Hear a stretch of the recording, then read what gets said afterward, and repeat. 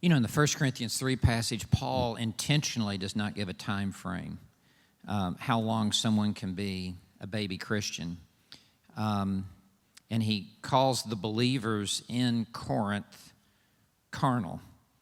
Now, we know that there's no such thing as a carnal Christian for the entirety of one's life, but I think Paul is intentionally vague at that point. Just like, you know, when does a child become accountable to commit his life to Christ? I mean, there's different paces with which some kids develop, not others, etc. I mean, it's just unspoken, and I think in that there's nothing we can really hang our hat on for a time frame, and I think it would be. Calvin said he refused to be a speculative theologian, meaning addressing things that are not addressed in Scripture. Spurgeon said, I won't believe a matter unless I can put finger on chapter and verse.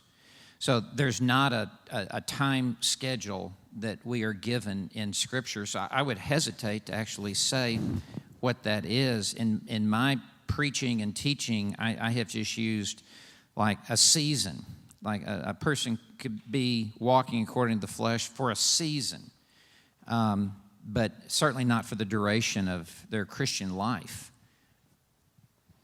I mean, obviously, the book of Hebrews chastises folk who ought to be on a better diet than milk, and one senses that has been the case for a considerable period of time.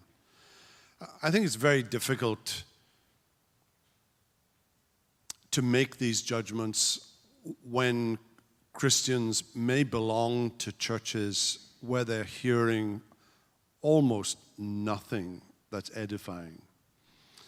And I'm sure there are a lot of baby Christians taking in milk for their diet because of where they are, because they're in churches that are not preaching expositorily through the Scriptures. They're not getting meat and potatoes. They're not getting the solid food.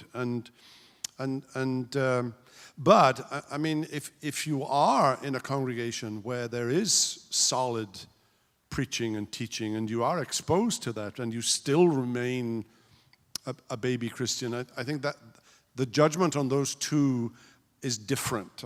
I mean, they're in two different categories.